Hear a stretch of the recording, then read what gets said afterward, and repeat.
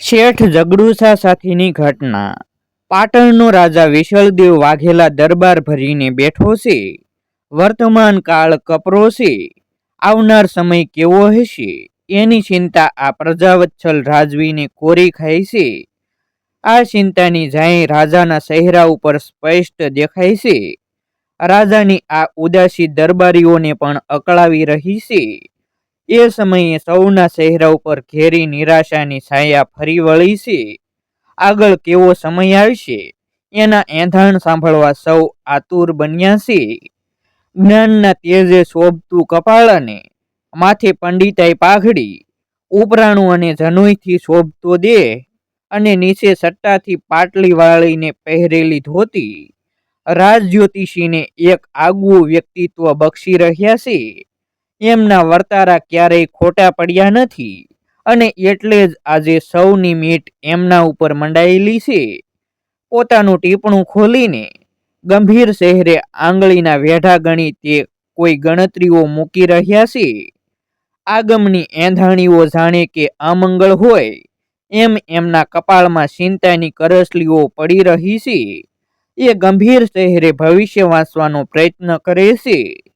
રાજા વિશલદેવ અનિમિષે નજરે એમના ચહેરા સામે જોઈ રહે છે। સભા મૌન છે। મૌનને તોડતો વિશલદેવનો અવાજ સંભળાય છે, મહારાજ, આપના ચહેરા પર આટલી ચિંતા શેની? શું આ વર્ષે પણ વરસાદ હાથ તાળી દઈ જશે કે શું? આ વર્ષે દારૂણ દુષ્કાળના ડાકલા જોરોશોરથી વાગવાના છે। નિરાશ ચહેરે મીટ માંડતા રાજ જ્યોતિષી હકારમાં માથું ધૂણાવે છે અને કહે છે, મહારાજ, આવનાર કાળ ખૂબ જ કપરો છે। અખૂટ ભંડાર ભર્યા હોય તેના પણ તળિયા દેખાઈ જશે। પ્રજા પાણીના એક ટીપા માટે ટળવળશે, અનાજના એક એક દાણા માટે વલખા મારશે। બરાબર ત્યારે જ વિશલદેવને યાદ આવે છે કે થોડા દિવસ પહેલા જ જોજન વેગી સાંઢણી લઈને એમણે એમના કારભારી અને પ્રધાનને કચ્છ મોકલ્યા છે। પાટણ પર દુકાળના ડાક વાગ્યા ત્યારે ઝઘડુસા વિશલદેવ વાઘેલાને ઝઘડુસાને સાંભળ્યા। અપહરણ કરાયેલ ભારતીય વિમાનમાં બેઠેલો એક કરન્સી કિંગ કોણ હતો? ભારતનું એક એવું ગામ જ્યાં દરેક ઘરની બહાર એક કબર છે। કચ્છના દરિયાદિલ શાહ સોદાગર ગરીબોનો બેલી શેઠ ઝઘડુસા પાસે એમણે સાંભળ્યું હતું કે અનાજના અખૂટ ભંડાર ભર્યા છે। વિશલદેવની ચિંતા એ હતી કે આ દુકાળ દેશવ્યાપી છે। ગમે તેમ તોય ઝઘડુસા વેપારી છે। એકના અનેક કરવાની તક એના બારણે ટકોરા મારે છે। ત્યારે એ પોતે સંઘરેલા અન્ન ભંડારો બાબત કોઈ નિર્ણય લે તે પહેલા રાજ્યની આ મુસીબત અને પ્રજાનો પોકાર તેની સામે મૂકીને મદદ માટે દરખાસ્ત કરવી। રાજભંડારમાં જે કાંઈ નાણાં છે એ ભલે ખાલી થઈ જાય પણ પ્રજા ઉગરી જવી જોઈએ। એક પણ માણસ ભૂખમરાને કારણે મરવો ન જોઈએ। રાજસભા ચિંતાથી ચર્ચા કરી રહી છે। બરાબર ત્યાં જ વિશલદેવને હૈયે ટાઢક થાય એવા સમાચાર સાથે દરવાન સભામાં પ્રવેશે છે। ગુજરાતી મહિલા જેણે ભારત પાકિસ્તાનના ભાગલા વચ્ચે હજારો સ્ત્રીઓને બસાવી શાહ સોદાગર ઝઘડુસા સાંભળ્યા ઝઘડુસા લાડુમાં મદદ મૂકતા। શેઠ ઝઘડુસા પણ આવો જ દાતાર હતો। એની ખાનદાની તો એટલી હતી કે દાન આપતી વખતે વચ્ચે પડદો રાખતા, જેથી દાન લેનાર વખાનો માર્યો કોઈ કુલીન વ્યક્તિ હોય તો એને દાન લેતા સંકોચ થાય નહીં। આ કપરા કાળમાં ઘણા આબરૂદાર કુટુંબો એવા હતા જે સામે ચાલીને કોઈની પાસે હાથ લંબાવે નહીં। ખાનદાની લાજ શરમે એ કોઈની પાસે કશું માંગવા જાય નહીં। આવી વ્યક્તિઓને મદદ કરવા માટે ઝઘડુસાએ એક આગવી પદ્ધતિ ઊભી કરી હતી।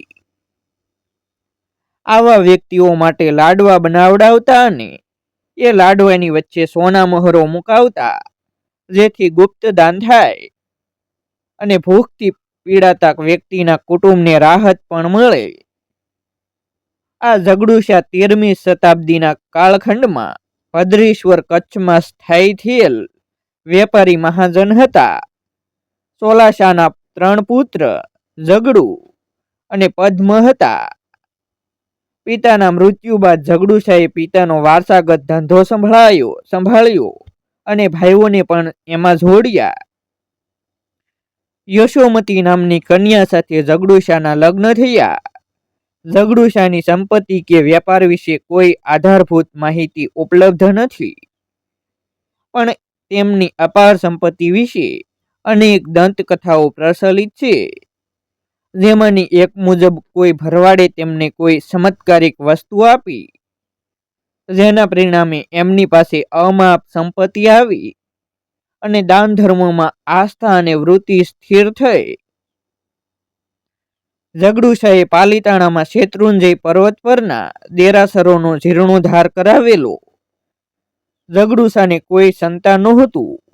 પત્નીની સલાહ માનીને તેમણે ઈશ્વરની આરાધના અને ઉપાસના શરૂ કરી. પ્રસન્ન થઈને દરિયાદેવે તેમને વરદાન આપ્યું કે 7 સમુદ્ર ખેડતા ઝઘડુશાના વહાણ સલામત રહેશે, તેમનું વહાણ ક્યારેય ડૂબશે નહીં. ઝઘડુશા પાસે ઘણા વહાણ હતા. એના થકી તેઓ પર્શિયા, અરેબિયા અને આફ્રિકા સાથે વેપાર કરતા. બહોળા વેપારને કારણે તે અઢળક સંપત્તિ રળતા. પોતાના ગુરુદેવની આજ્ઞાથી ઝઘડુશાએ રાજા વિશળદેવની આજ્ઞા લઈને શેત્રુંજય અને ગિરનાર તીર્થોની યાત્રા કરી હતી, તેમજ અનેક જૈન મંદિરના જીર્ણોદ્ધાર કરાવ્યા હતા. તેમણે દાન આપતા ક્યારેય સાંપ્રદાયિક સંકુચિતતા રાખી નહોતી. પોરબંદરના હરસિદ્ધિ માતાના મંદિર તથા ઝઘડુશા સાથેની દંતકથા સ્થાનિકોમાં પ્રચલિત. હરસિદ્ધિ માતાના મંદિર તથા ઝઘડુશા સાથેની દંતકથા સ્થાનિકોમાં પ્રચલિત છે. ઝઘડુશાએ ભદ્રેશ્વરમાં મુસલમાન વેપારીઓ માટે એક મસ્જિદ પણ બંધાવી હતી. તેને ભારતનું સૌથી પ્રાચીન ઇસ્લામિક સ્થાપત્ય ગણવામાં આવે છે. ઝઘડુશાએ બંધાવેલા મંદિરોમાં ધાનાલાલનું ઋષભ મંદિર, 24 દેવકુલિકાઓ સહિતનું વઢવાણનું મંદિર, શેત્રુંજય ટેકરી ઉપર એક મંદિર, આ ઉપરાંત કુવા, બગીચા અને વીથિકાઓ વગેરે પણ તેમની સહાયથી બન્યા હતા. એવું કહેવાય છે કે પોરબંદર નજીક મિયાણી ગામ પાસે આવેલી ટેકરી ઉપર માં હરસિદ્ધિમાનું મંદિર બંધાવ્યું. આ મંદિરનું સ્થાપત્ય ઘણું પ્રાચીન ગણાય છે. ઝઘડુશા પોતાના પરિવારની બલિ આપવા તૈયાર થઈ ગયેલા. એવું કહેવાય છે કે ઝઘડુશાએ હરસિદ્ધિ માતાને પ્રસન્ન કર્યા અને તેમને ટેકરી ઉપર બિરાજવાને બદલે નીચે આવવા માટે વિનંતી કરી, જેથી એમની નજર અન્ય વહાણો ઉપર ન પડે અને તે ડૂબી ન જાય. દેવીએ સામે શરત મૂકી કે દરેક પગથિયે એક ભેંસનું બલિદાન આપવું. ઝઘડુશા મૂંઝવણમાં મુકાઈ ગયા. પોતે જૈન અને અહિંસાના પૂજારી હતા, છતાં પણ એમણે માનતા પૂરી કરવા માટે ભેંસો મંગાવી. જ્યારે ગણતરી કરી ત્યારે પગથિયા કરતા એક ભેંસ ઓછી હતી. ઝઘડુશા પોતાની અને પોતાના પરિવારની બલિ આપવાનો નિર્ણય કર્યો. આથી દેવીએ પ્રસન્ન થઈને એમને વરદાન આપ્યું. જોકે સમગ્ર ઘટનાક્રમનું કોઈ આધારભૂત વિવરણ નથી મળતું.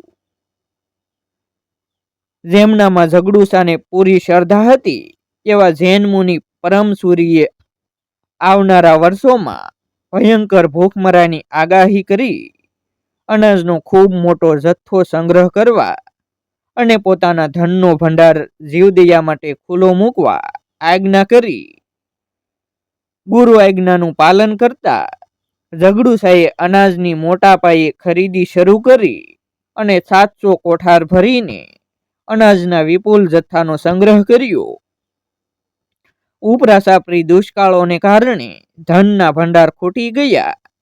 ત્યારે કપરાકાળમાં રાજા વિશળદેવે ઝઘડુશાને બોલાવ્યા.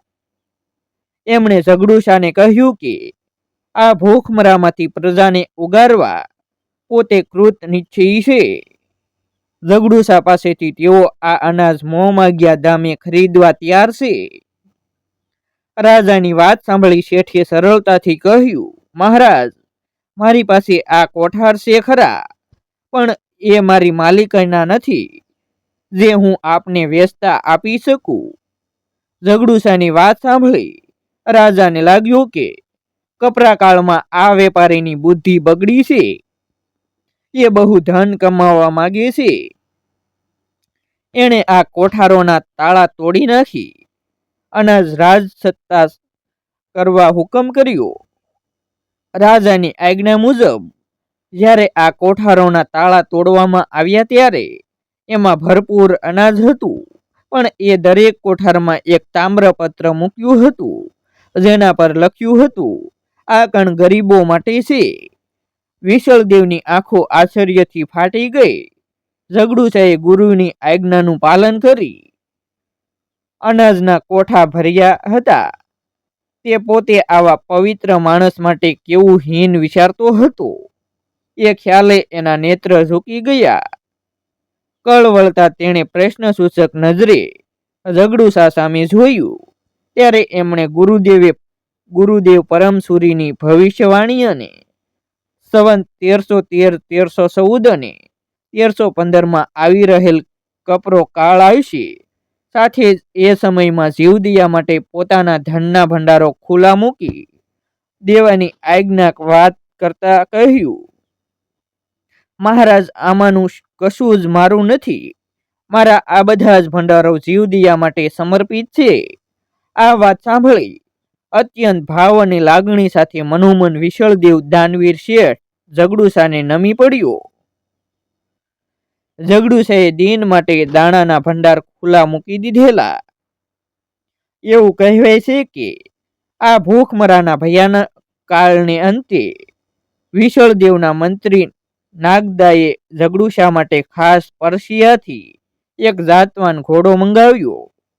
દરિયામાં આવેલ તોફાનને કારણે આ વહાણ ડૂબી ગયું. માત્ર આ ઘોડો તરીને કિનારે પહોંચ્યો. એના ગળામાં ઝઘડુશાના નામનો કાગળ બાંધેલો હતો. એક પરમ જીવદયા પ્રેમી અને દાતા તરીકે રાજવીર શેઠ ઝઘડુશાનું નામ આજે પણ ઇતિહાસમાં અમર છે. પોરબંદર નજીક ઝુંડાલામાં આવેલી બરડાઈના સ્થાનકે ભૂદેવોની ધર્મશાળામાં એક પાળિયો આજે પણ એમની યાદ આપતો ઊભો છે. રાજકોટની આજી નદીને સામે કાંઠે એક મિનારો ઝઘડુશાને સમર્પિત છે. જ્યારે મુંબઈ નગરના પરા ઘાટકોપરમાં એક વિસ્તારનું નામ ઝઘડુશા નગર અપાયું છે. શેઠ ઝઘડુશા એવું જીવન જીવી ગયા છે કદાચ કોઈના નસીબે આવે નહીં. કપરા કાળમાં એનો સન્માર્ગે ઉપયોગ કરી અન્ય જીવોને જીવનદાન આપનાર દાનવીર શેઠ ઝઘડુશા જેવા જવલેજ પાકે છે. એટલે જ જેમ મહાભારતમાં દાનવીર તરીકે કર્ણ અમર છે, રંતી દેવી અમર છે, તેમ દાનવીર ઝઘડુશાનું નામ ઇતિહાસમાં નોંધાયેલું છે. કદાચ આવા દાતારોને કારણે જ કહેવાતું હશે, નામ રહંતા ઠાકરા નાણા નહીં રહંત, કીર્તિ ઊંચા કોટડા પાડ્યા નહીં ઉડંત. આવા જ નવા વિડીયો જોવા માટે અમારી યુટ્યુબ ચેનલ સબસ્ક્રાઈબ કરો અને વિડીયોને લાઇક અને શેર કરવાનું ભૂલશો નહીં.